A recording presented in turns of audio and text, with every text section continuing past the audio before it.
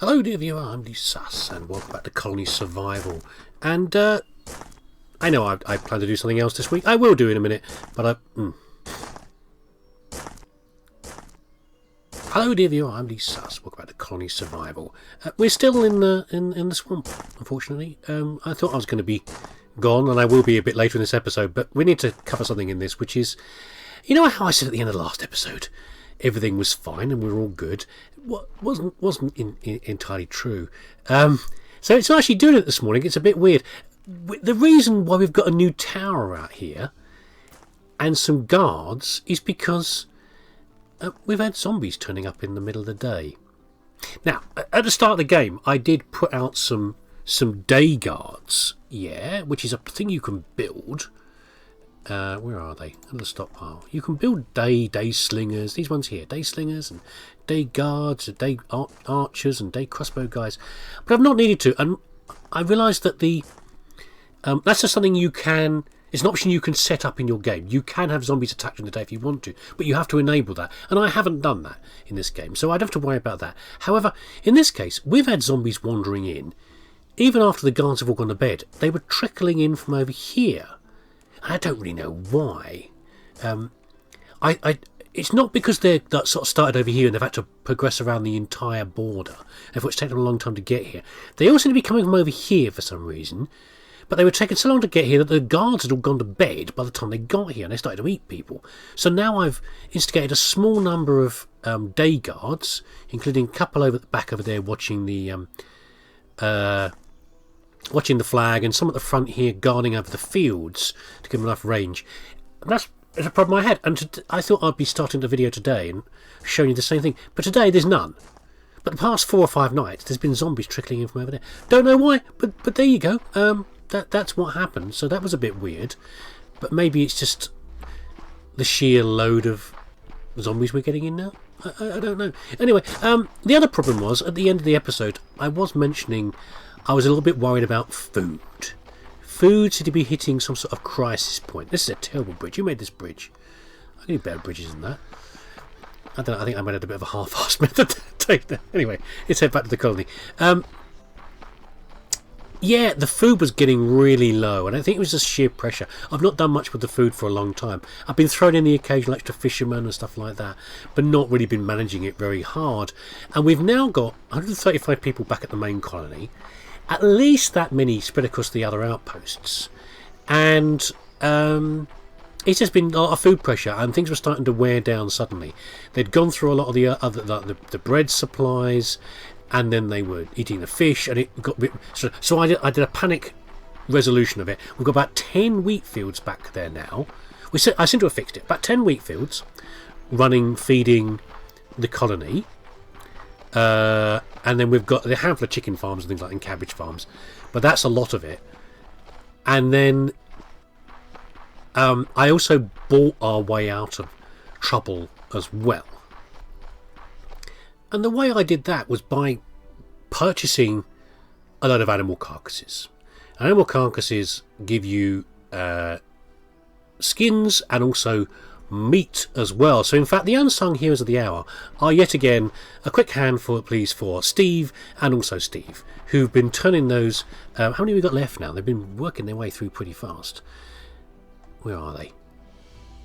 84 left. Okay, they've been making them into steaks, so they've been cooking them up, and I think I've managed to get a handle on it now. So we have flour is still being, we've got a lot of wheat. Flour's being turned, the wheat is not being ground in the flour fast enough, so we haven't quite got the balance. Maybe we need one more miller from here for this, but there we go, we're getting there. And possibly using the wheat to make porridge is not very efficient, but I don't dare turn off some of these lower grade foods in case that I cripple the economy again. But anyway, we got down to about 300 meals at one point. If you look at the top right, we're now at 630, and that's building every day. So we've solved it for now, but I need to put a proper fix in, because otherwise, as soon as we expand a bit more, we're going to run into problems yet again.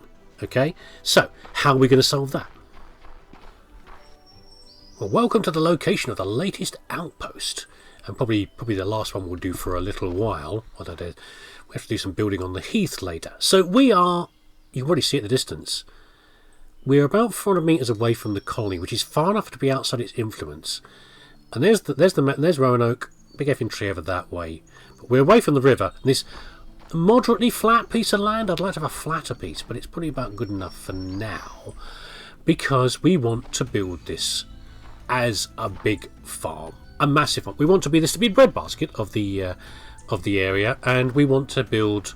I don't want to be too far up on the hill. I don't mind deforesting some of this, but yeah, we haven't made probably the best use of our space back in the colony. We could, with the what do you call it, with the river around us, it looks nice, but the river's kind of getting in the way. There's a lot of space around the property that could be used to build a lot of farms, but we can't have those farms all around the colony because they're getting in the way of the defences I want to build. So we're going to do it here instead, and I'm going to bang this down here for now.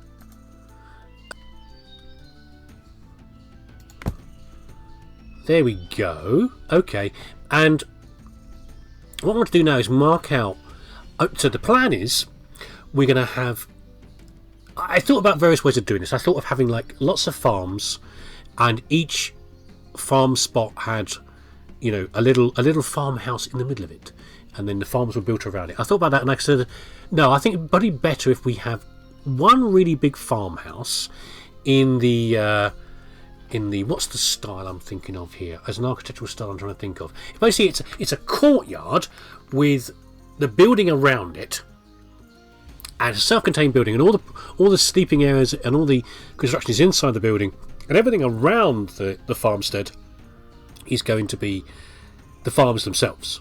Okay, and everyone can be pulled back into the farmstead every night, and there'll be guards on the bed. That's the kind of thing I'm thinking of. It'll be at least a 2-story building, ground floor and first story, and we'll go from there. But the first thing to do is I want to mark out accurately the area of the farm, because I want to make as much use of this as possible. I'm near the river, but I don't actually want to use the river. I'd rather just draw water out the ground if I can. How big, dog snoring behind me as usual, how big is the area? Currently 40 blocks. So I want to fit it so it's nice and square, 40 blocks within a big area that I can flatten out for farms. So let's do that. So that's the middle of the area marked out. So we're away from the river. I've got the corner pieces marked out using the banner edge. You can see where the edge is, yeah? The safe zone. But thinking about this, I don't actually need to put the... If I was to put the house right here, I don't need to put it right here. I could move it further in because, of course, much like the colony over there, this is the safe zone, but all the fields don't have to fall within the safe zone. The house does, but the fields can be outside the safe zone. Yeah, partly in and some out. So in fact, I could move this further that way. That gives me more room to put fields on both sides. So I might do that. There's a slight, slope on the land here. We could do some flattening of that. Let's just, okay, what we'll do is we'll just move the banner a smidge this way.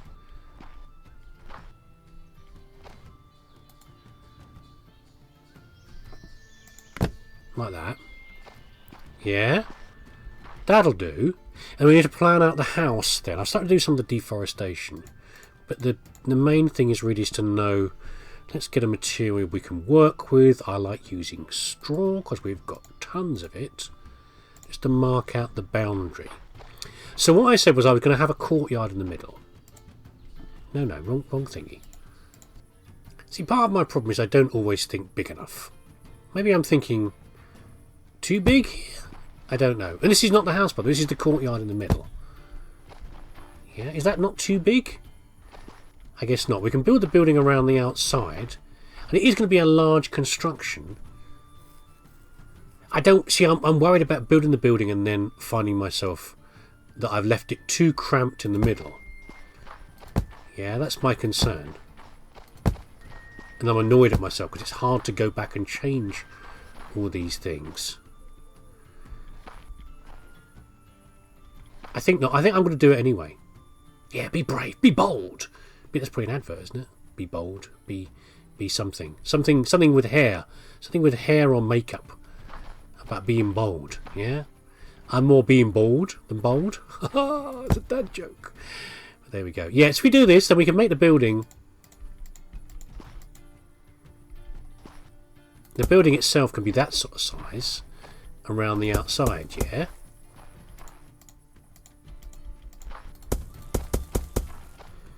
And again, I want this to be... I don't want to get part of the way through doing this and then think, oh, I should have made this building bigger. You know, I need more people in this building and do more farming. Yeah, and I've not gone big enough. Yeah, so the idea is that the building will be... This will be like a big ring around the middle here. This will be the building itself. Inside here, courtyard in the middle, and there'll be probably, I don't know, I'll probably have like a door leading straight through the building into the courtyard and out to where the farms are going to be, out this way and then out that way and all the rest of it. Yeah, we'll do some serious landscaping around here, but that's what I'm thinking of. Yes, it will be a big building. It's going to take it, and I'm going to build some of this out of brick as well, so it's going to strain our supply a little bit, but that's fine. We're not going to build it out of cobblestone for a change. Maybe out of light bricks or stone bricks. I don't know. We'll decide that in a minute, maybe, and then start putting the foundations down for this. And I have to decide whether I'm raising the land or levelling the land. Yeah, probably a bit of both. Of course, about, you know, it's one of these things where you look at it and you go, should I start doing this yet? Or am I just going to be if I start too soon, will I be redoing it? Stop procrastinating, me. Get on with it. I could be starting to get there with the walls. Yeah. Yeah, getting the structure in place. I also just noticed recently that if you hover over these things, they say different text and things like that, and occasionally they say something extra like planks now with the 4 times the volume of logs. Well, there's something they say about the bricks as well. Where is it? I can't remember where it says it now. There we go, bricks. It's a Dutch game after all, and it only goes with one of the brick types. It mentions it in there, but I wondered if that made sense to other people, because as far as I'm aware, first of all, I didn't know it was a Dutch game. So, well done, Dutch developers, for making this. But the other thing is, to me, what I think this refers to is the fact that the Dutch are known for, or used to be known for at least, public information films. Yeah, back in like mid last century, you had a lot of these things that were, all these information films that were made, presumably because of the government, the Dutch government and the Ministry of Education probably. And these were educational films made about all sorts of different subjects. There were things about road safety and like interesting things about planes, and one of them was called How a Brick is Made. That's right. So, and it's also well known for being partly one of those boring information films of all time.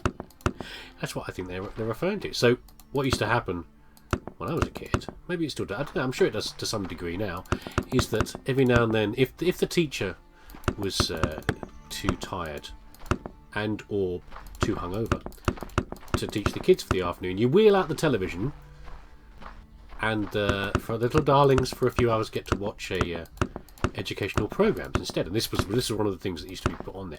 I think I've seen it. I vaguely remember something about this as a kid, but you know, the fact that I saw it, not much of anything else.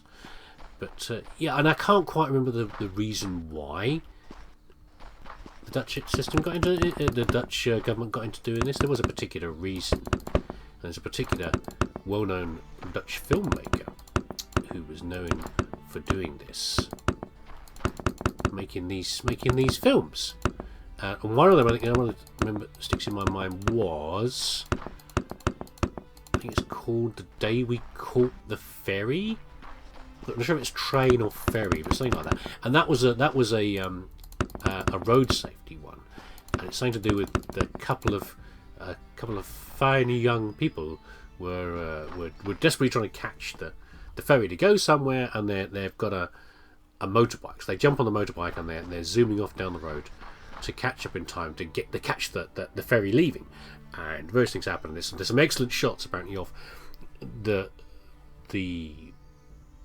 bike speeding down the road, and I think shots from the bike itself, which back in mid-century wasn't that easy to do necessarily. You know, you had to have the right sort of cameras and all the rest. Have I done something different here about the heights? Maybe I haven't. Or maybe I'm all right. And the way it comes towards a climax is that they have a crash. And they're both killed. It's best if your informational films like road safety are fairly brutal. Britain had some good ones like this as well. Kill your speed, not a child, and things and various other ones like that are effective. You should do road safety films like that. And this particular one, in the end, it ends with the young people do catch the ferry, but they're both dead, presumably in body bags and being carried back on the ferry. But anyway, yeah, Dutch information books. Look up, super exciting subject topic there. Well done. Keep everyone interested. So there we go. Now we're still boxy. Still, we haven't got all the detail in. We're going to put some windows in here. Obviously, I need to fill this in. I had to do some flattening, and I did for a while I used one of the diggers. I used the digger to do some flattening, and in the end, I think it's probably quicker for me to do it. But there you go. I am. Some flattening of land was occurring, and I'll probably flatten this a bit more over here. So the next step, I'd already thought about what I want to do. There's a couple of questions. First of all, I don't know if I should go. This is going to be an arch that goes. It's going to be the way that you get into the building.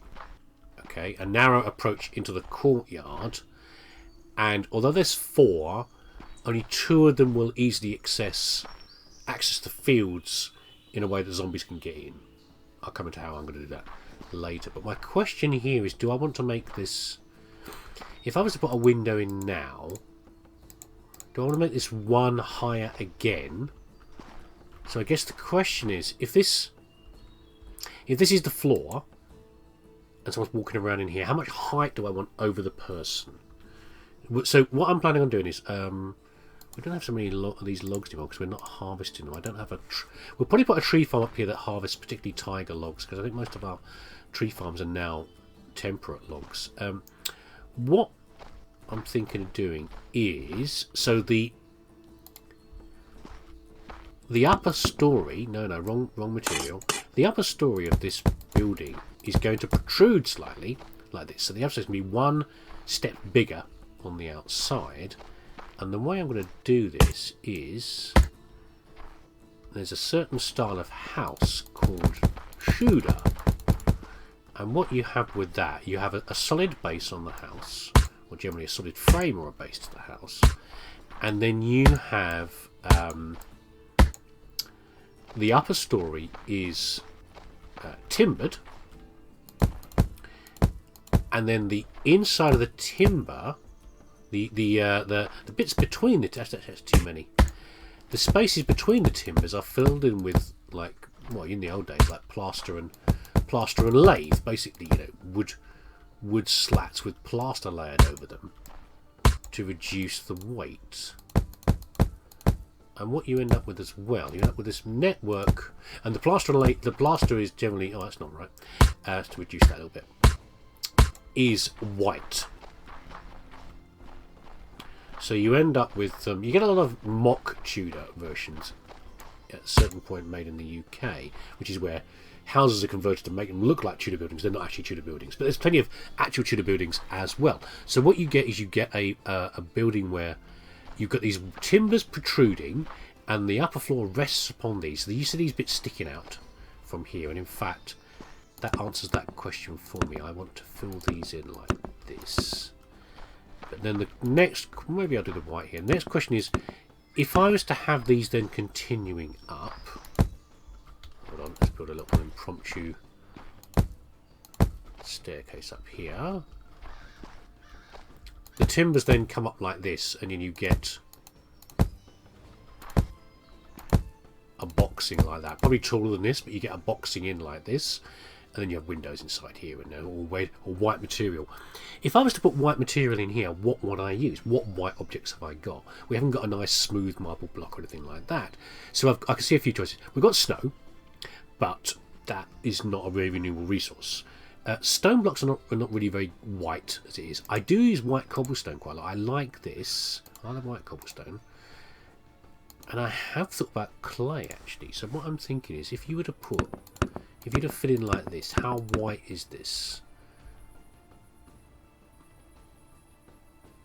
compared to what would the clay look like? I might do it with clay. You know, I've got a lot of clay. I mean, it's not going to look ideal at the distance, but it might be different because it's not brick. And I think I need to put a different layer or something in down here. I think I might do that. I like the clay, I think. Yeah, it's not, I know it's not ideal what I want yet, but this is what I'm thinking of. In fact, I'm doing that wrong. What I need to have is, it will be up like this. Maybe the timbers aren't right like that. Like that, maybe? I should have the protruding part. Yeah, I don't know what layer to put, what sort of material layer to put in here, but something like that.